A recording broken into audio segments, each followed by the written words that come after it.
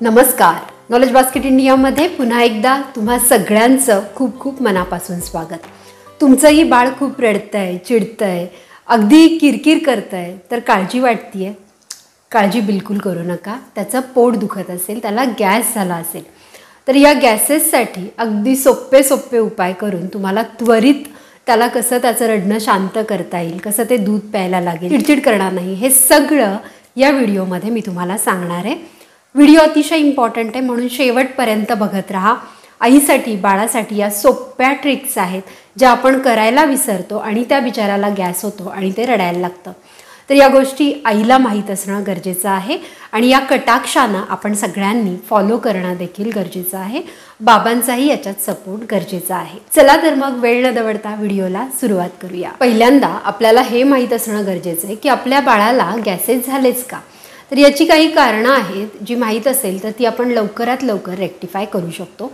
पहिली गोष्ट म्हणजे ज्या वेळेला बाळ खूप रडतं ना त्यावेळेला तोंडावाटे त्याच्या हवा आत जात असते आणि या हवेचाही आतमध्ये जाऊन गॅस निर्माण होत असतो. तर या गोष्टीसुद्धा आहेत. दुसरी गोष्ट म्हणजे बाळाला नीट लॅचिंग करता येत नसेल ब्रेस्ट फीडिंग करताना, त्यावेळेला लॅचिंग करताना देखील त्याला हवा आत जाऊ शकते आणि ही हवा त्याला गॅसेसमध्ये नंतर कन्वर्ट होऊ शकते. तिसरी गोष्ट, जर ब्रेस्ट फीडिंग करत नसाल आणि तुम्ही बॉटल फीडिंग करत असाल, ही बॉटल जर अँटीकोलिक नसेल तरी देखील बाळाला त्रास होऊ शकतो.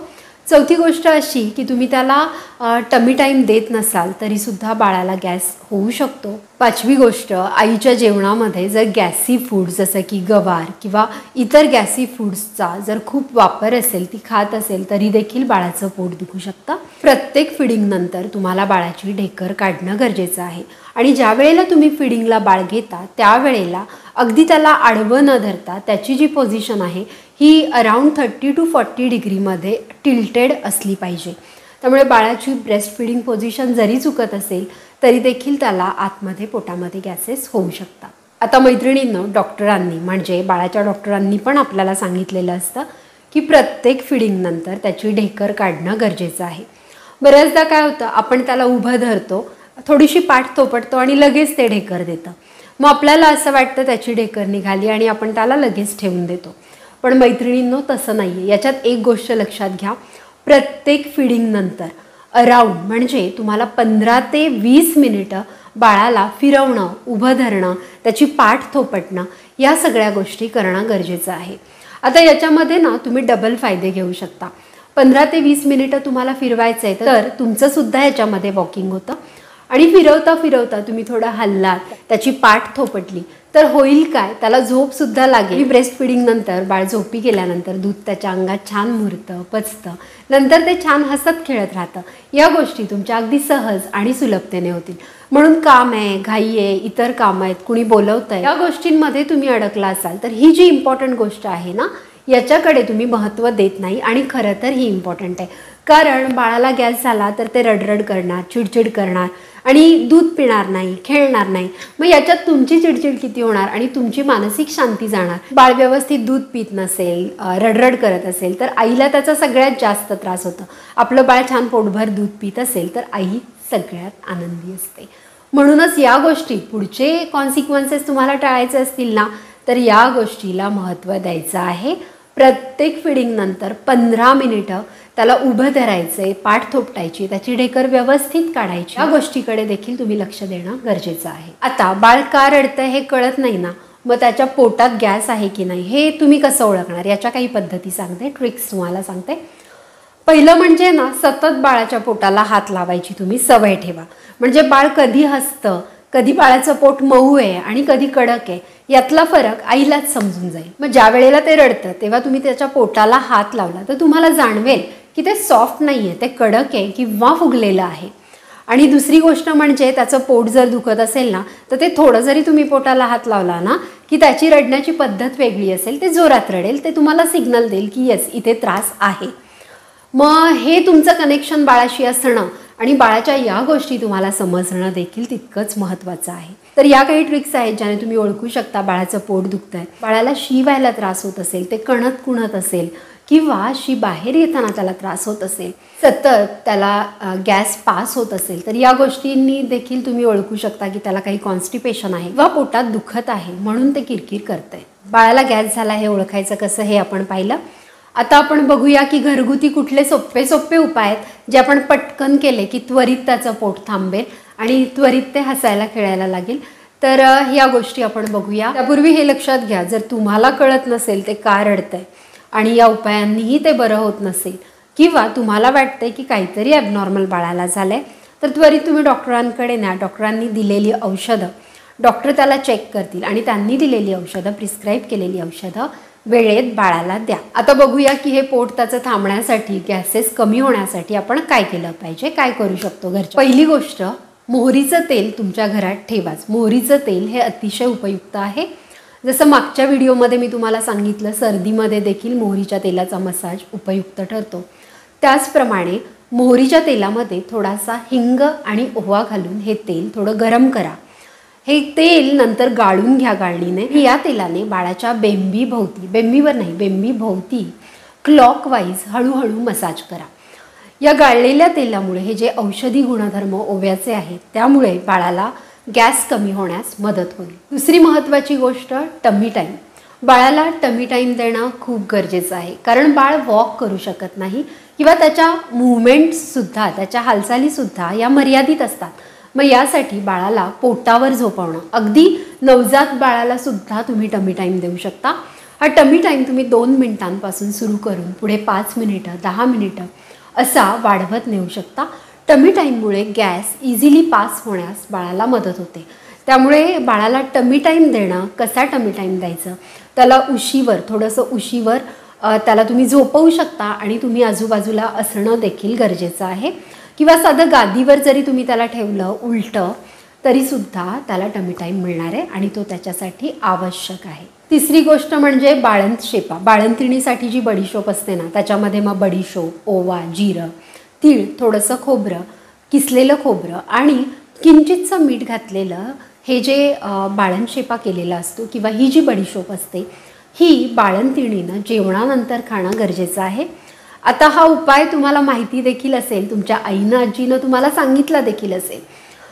ज्या वेळेला बाळाचं पोट दुखतं किंवा बाळाला गॅसेस धरतात अशा वेळेला हा बाळंतशेपा आईनं छान चावायचा तोंडामध्ये आणि तो जो वास आहे त्याने किंवा तिच्या ओठांनी बाळाच्या बेंबीवर थोडंसं फुंकायचं. आता हा डॉक्टर रेकमेंडेड उपाय तर नाही आहे, पण हा पूर्वापारपासून आपण घरात केलेला आहे. त्याचप्रमाणे बऱ्याच बायका अशा प्रकारची ओव्या जिऱ्याची बडीशोप खाऊन बाळाच्या तोंडात देखील फुंकतात. हे थोडंसं अनहायजिनिक आहे, मी रेकमेंड नाही करणार, पण असं पूर्वी केलं जायचं. का रेकमेंड नाही करणार? कारण त्या आईला दाताचे कुठले व्हायरसेस असू शकतात, हिरड्यांचे आजार होऊ शकतात, या चिमुकल्याला व्हायरस लगेच कॅच करू शकतो. म्हणून हा उपाय टाळा. म्हणजे जर तुम्हाला कुणी सांगत असेल हा उपाय करायला तरी देखील टाळा. परंतु बेंबीवर फुंकर मारण्याचा, हळूवार फुंकर मारण्याचा उपाय तुम्ही करू शकता. पुढचा उपाय म्हणजे मालिश. बाळाच्या पोटाला सर्क्युलर मुवमेंटने म्हणजे गोलाकार गतीने घड्याळाच्या काट्याच्या दिशेने बेंबीभोवती तुम्ही मसाज करू शकता.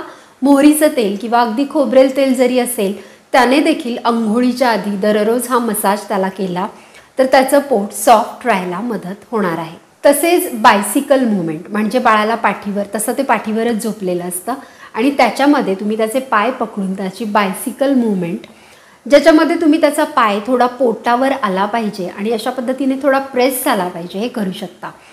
जसं आपली आई आजी किंवा आपणही बाळाला मालिश करतो त्याच्यामध्ये बाळाचे पाय जे आहे ते गुडघे पकडून अगदी पोटावर जोरात प्रेस करणं, बाळाचे पाय व्यवस्थित मूव्ह करणं, जेणेकरून पोटातला गॅस हा पास होईल, त्याला सतत मूवमेंट करायला जागा मिळेल आणि एक मूवमेंट मिळेल.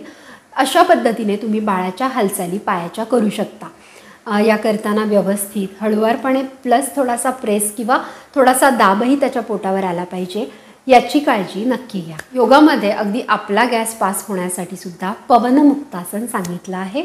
ही मूवमेंट बाळाला कॉन्शियसली करता येणार नाही, म्हणून तुम्ही अर्ध पवनमुक्तासन म्हणजे एक पाय त्याच्या पोटावर घ्यायचा, हलकेसे प्रेस करायचा आपणच, दुसरा पाय पोटावर घ्यायचा, हलकेसे प्रेस करायचा, दोन्ही पाय पोटावर घेऊन थोडासा दाब द्यायचा. अशा पद्धतीनं पवनमुक्तासनाचं एक व्हेरिएशन तुम्ही बाळावर ट्राय करू शकता. काहीही हार्म नाही. मला माहिती आहे आई जेव्हा कुठलीही मूवमेंट बाळाकडून करून घेते तेव्हा ती कॉशियसली काळजीपूर्वकच घेते. त्यामुळे बाळाचा गॅस कसा पास होता येईल यासाठी मी ज्या सांगितलेल्या आहेत तुम्हाला आत्तापर्यंत छोट्या छोट्या टिप्स, बाटली व्यवस्थित असली पाहिजे, ब्रेस्ट फीडिंग करताना लॅचिंग व्यवस्थित होत आहे का नाही याची काळजी घ्या. तसंच ओवा जिरा याचा जो बाळंशेपा आहे तो न चुकता खा. ओवा खूप गरजेचा आहे तुमच्या आहारामध्ये, जेणेकरून बाळाला दुधामार्फत या गोष्टी मिळतील. बाळाला ढेकर काढताना 15 ते 20 मिनिटं वॉक करणं, मूवमेंट करणं, पाठीवर थापटणं या गोष्टी, तसेच बाळाला टमी टाईम देणं बाळाचा गॅस पास करण्यासाठी खूप महत्त्वाच्या आहे. या जर रेग्युलरली तुम्ही केल्या ना बाळाला गॅस होणारच नाही, त्याचं पचन छान होईल. परंतु तरीही नकळतपणे काही गोष्टी राहिल्या, काही चुकांमुळे, लॅचिंग व्यवस्थित होत नसल्यामुळे बाळाला, किंवा तुम्ही ब्रेस्ट फिडिंगला व्यवस्थित पकडलं नसल्यामुळे, नीट अँगल दिला नसल्यामुळे बाळाला काही त्रास झाला तर हे सगळे उपाय तुम्ही करू शकता. अगदी सोपे आहेत. घरगुती पद्धतीने तुम्ही बाळाचा हा त्रास कमी करू शकता.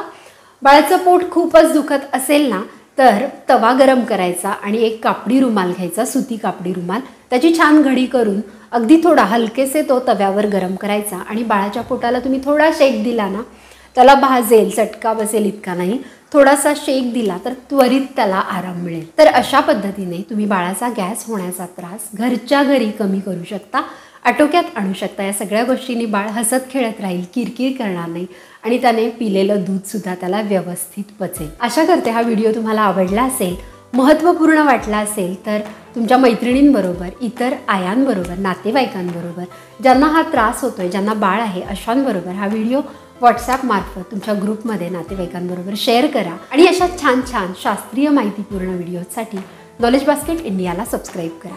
चला तर मग पुन्हा भेटूया अशाच एका छान विषयासह. तोपर्यंत stay healthy, stay happy and stay connected. अजून सबस्क्राईब केलं नसेल तर नक्की सबस्क्राईब करा. थँक्यू.